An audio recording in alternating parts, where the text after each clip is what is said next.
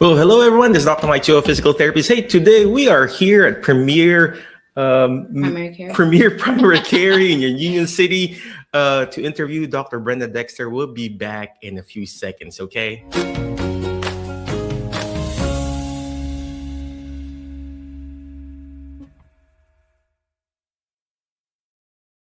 All right, we are back here. If you were watching live, comment like, watching the replay, comment replay. Hey, I'm here with Dr. Brenda Dexter. She's an amazing nurse practitioner here. We've been getting all the referrals from her from Paris and here in Union City. And then I said, I need to give back, to her, and interview her and ask her who she is, what does she do. So, Miss Brenda, could you please tell us again who you are, what you do, and what are you doing here in Union City? I have a long history. I've been in the medical field since I was 16. I started as a CNA. Wow. And I worked my way up to, and I did phlebotomy. And then I had a kidney transplant in 2000. Mm-hmm. And 3 months later, I started nursing school, and I've been going ever since. So you really went, from being a CNA. So that is really from... I went from the bottom up, and I loved it. And that's Wow. why I can appreciate and I can empathize instead of sympathize with Mm-hmm. patients. Mm-hmm. Because I've been there. I've been on the side of a patient and the side of a provider. And that's what people want. They just want somebody who's going to talk to them, Yeah. listen to them, and understand, and really care about their healthcare needs. Mm-hmm. So You mentioned about the kidney transplant. Mm-hmm. So tell me, how did that happen? I had a condition called reflux. It's a normal condition sometimes in children that can be corrected with, they say, antibiotics or surgical procedures. Mm-hmm. That was not afforded to me at the time. My parents were in the military, and they just rejected the surgery. So you were a military brat? I was, yes. And then when my parents divorced, I've lived several places. My mother's from North Dakota. My father's from Texas. So I've lived Texas, California, San Diego, San Francisco, Michigan, North Dakota. And now I've been here since 94, though. So when I married and raised my children, I settled here. Wow. Well, here in Northwest Tennessee, we're just people who are watching, we're here in Northwest Tennessee. Right now, we are here in Union City, Tennessee.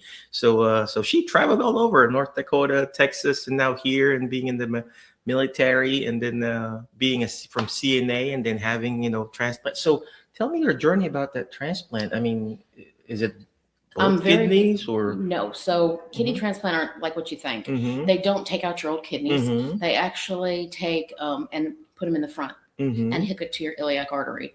And so my sister was my donor in 2000. Okay. And my kidney lasted me for 20 years. Mm-hmm. And about 4 years ago, August of this year will be 4 years, I got another transplant because my mom passed away in 19. And that same year, my kidneys stopped working, and I had to go on dialysis. And I did home dialysis for 4 years.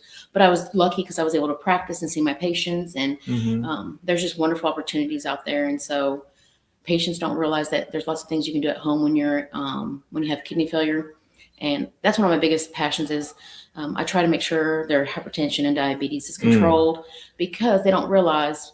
You think when you're young that that's not going to affect you, but It's true. Mm-hmm. when you start to get a little older, now mine was from a reflux disease, which was a congenital disease. I didn't have diabetes or hypertension, but Mm-hmm. I'm sorry, I didn't my phone.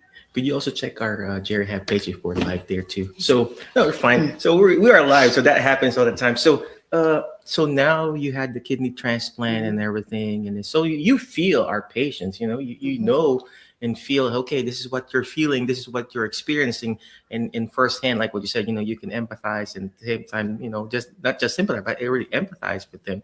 So let's talk about I keep on harping about the kidney transplant and everything, but how can we prevent this? I know it could be genetics and everything, but young people, they drink, they have, like me, I'm older, I got hypertension. Is that a cause of, a possible kidney failure? Well, people don't understand there's a lot of factors to kidney disease, especially, men think they're very invincible. Mm-hmm. One of the biggest things that leads to kidney Why are you disease. looking at me when you say invincible? Well, because men don't like to go to the doctor. Uh-huh. But then they also like to, some men work very hard and they do construction and then I get them at 60 years old and then they're like, I've never been sick a day in my life. And I'm like, how many times have you been dehydrated? Because dehydration leads to kidney damage. Oh, it does. Yeah. Nobody educates them on this. And my biggest thing is when you're working outside, stay hydrated. Make sure that, if you don't like Gatorade, do a pinch of Himalayan salt and a squeeze of lemon in a water bottle. Make sure you're sipping all day long. If you're sweating, you're already losing. If you're thirsty, you're already dehydrated. You have to keep, and it's sipping all day long. That's With true. our elderly people. Don't tell them water, water, water. Yes, Mhm. elderly people need water, but they don't realize when people you have to take their age into consideration, because as they get older and they're drinking water, they're depleting their sodium and potassium. So Mhm. you say, Mama, I need you to drink water, but I need you to drink 1 Gatorade a day. There you go. So that they know that they're getting their electrolyte replacement. Electrolytes. Everything with patients is about education. I can give you medicine all day, but unless you understand the reason why I'm doing something, you're not going to listen to me. But if I make it make sense to you, and I say, you do whatever you want, but this is what I'm saying, then you're more likely to listen to me. I say, I want to see you in 3 months. And 9 times out of 10, I can get you to come back in 3 months. There you go. And 9 times out of 10, when you get your labs, and I can show you, look how good you did. Look, I'm like, and I can go, you didn't drink before you came, did you? That's true. And they're like, and I'm like, I'll put an A on their thing, and I put a D on one before. I'm you like, grade them, huh? no, well, just sometimes, especially my hard-headed men are the worst. Mm-hmm. Some of my women, it depends. And when I have to have serious conversations with them, sometimes I'll just sit down and say, look, I know you don't like being diabetic, and you're tired of it. Mm-hmm. I understand that, but do you want to live a comfortable and enjoyable life for the rest of your life, or do you want to keep being tired, fatigued, and miserable? So you choose. I can tell you the right ways to do it, and if you do that, fine. If you don't, I can't change it. I believe in being proactive instead of reactive. Proactive means we're going to prevent it. Yeah. But when you're reactive, okay, now you've had a heart attack, you've come into me. You've never wanted to take a statin, you didn't want to take blood pressure medicine because you're fine. But now you're on 80 atorvastatin. You're on metoprolol, you're dizzy and falling around. You can't keep your balance. You don't feel good. Well, then you don't know what's wrong. It's because your body worked so hard for so long that it's decompensated. And now we're having to go back and fix everything. But if you would listen to me and I put you on Crestor 10 a little bit, and you took the blood pressure medicine, and you come back in 3 months and you tell me, oh, this medicine, oh, it's too much. I'm like, take half of it or take it every other day. There's no reason saying this is what standard says, but if I get you to do a little bit, then I'm being more proactive, getting you in your, keeping you healthier and prolonging your life than if I'm being reactive and putting all this stuff on you and you feel like awful. I cannot say better than that. You know, you did very good explaining that. And that's why in Jerry having in physical therapy, just yesterday, I went to a patient. The patient was homebound. I went to an assisted living, and not here, but assisted living in Jackson. And the wife said, you know, I wish you were here 5 years ago. The patient was in hospice. We see patients in hospice too. And I said, well, this could have been prevented 5 years ago. You know, we could have started it. You know, the best time to start exercising is now, but the best time is 20 years ago, right? So same thing with Dr. Brenda's talk about, you know, hydration. You know, that's the number one. Easy is the first thing. I always preach this to our patients too, because your brain floats on water. Your body is composed of 80% fluid.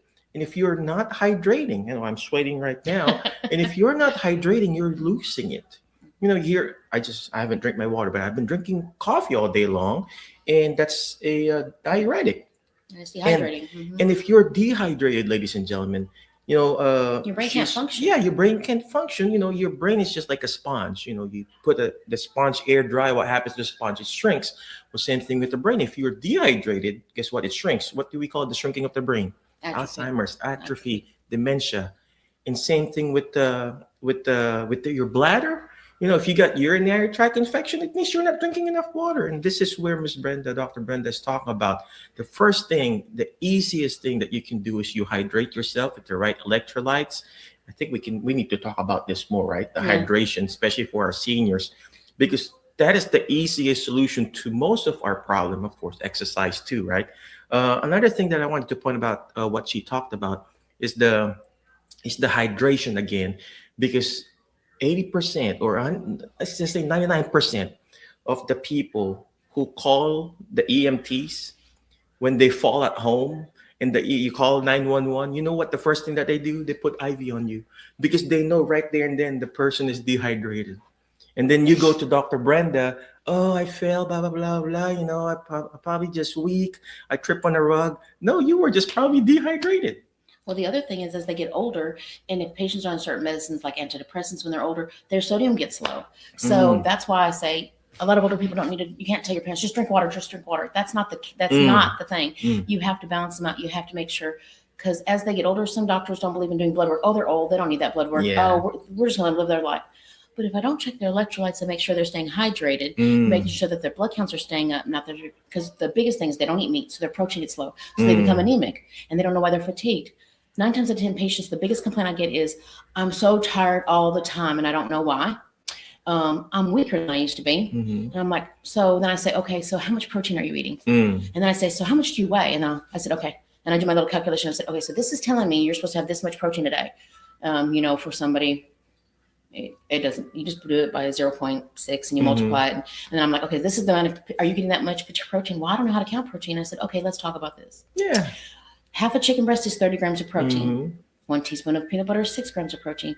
And I said, it's taken me a long time to learn this, and I can look at it and tell you. So tell me what you eat normally in a day, and we're going to discuss how we're going to get you to that goal. Mm. Oh, wow. And So that she's also obviously she's correct, right? The electrolytes, the protein, there's a reason why it's called dextrose. There's you mix it with sodium and everything there. And so that's what she was talking about, Gatorade and not just water, because you can get overdosed with water too. We have congestive heart failure, well, right? you can get sodium, you can get confusion from sodium getting too low. Yeah. And then they think then they think it's a UTI. And 9 times it may be dehydration with a UTI. Mm. And then they only focus on one thing. So Yeah. we So have to true. take the patient, the holistic. Yes, true holistic. That is the very thing here. So, Ms. Brenda, I know you're very busy. Thank you for your time. But where can they find you? Do you have a website, telephone number they can reach you? Can they walk in here? We don't do walk-ins, but we Mhm. do same-day appointments when we have an available provider. We try to see all of our patients when they need it. We try very hard. Mhm. We have a great staff. We're actually going to be adding some more soon. Mhm. We're actually moving over by the hospital. We got a new building. Wow. Yes, we actually have wound care, and we have also an aesthetics. I do that on Friday afternoons, Mm. and so yeah, it's going to be really interesting. We're going to move. October will be when we move, Mhm. and we'll be right across from Baptist Hospital in Union City. Mhm. If anybody knows where the old women's clinic is at, that's Yeah, where we'll be. yeah, And so we're working on it now, and we're growing. And it's because it's not just me. I have amazing coworkers and other nurse practitioners, and we really believe in treating the whole patient and trying to be as they become our family kind of, because That's so true. as some of them do. I mean, I had one bring me a watermelon the other day because he was thankful that I got him to a referral. And that's to the best gift that I we can know, get and from I'm like, patients, right? yes. Random gifts, watermelon, or is it I mean, a bag of corn? I get that, it's just wonderful. I mean, it just means that they treat you like your family, Mhm. and that's what I want them to feel when they come in here. That I'm really concerned, and I want to help them stay as healthy as And possible. no wonder all your patients just really loves you, and Oh. they're from all the way down from Paris. They come here and everything. Again, what is the any last parting wisdom for our people who are watching right now? Keep moving. The biggest Mm-hmm. thing, and the reason I have to send so many to therapy all the time is because they retire and they sit in the chair and they watch TV and they don't know why they hurt all the time. They don't understand why they're not feeling good. And I'm like, remember the old saying, if you don't use it, you lose it. Functionality. When you sit, your tendons shrink and shorten. So when you go to move, then they hurt. Then you get plantar fasciitis. Then you get Achilles tendonitis. Then you get hip pain. Back you get pain, the gluteal tendinopathy. And so all your tendons get inflamed and aggravated, and you don't want to move. So you just sit there. And if you don't move and use it, I always tell everybody, my mom was 63 and she passed away. And she had pulmonary fibrosis, but she also couldn't reach her head because her shoulders had gotten so stiff. Yeah. And when I called my mother, I'm like, Mom, what you doing? She said, sitting in my corner. I said, Mom, you got to move. That's true. And I said, or it's not going to. And she's like, but it hurts too much. I said, well, if it don't hurt, you're not going to feel better. She died at 63. My grandmother was 79, fought cancer for 9 years, had crippling arthritis, and still walked the hallway 50 times a day.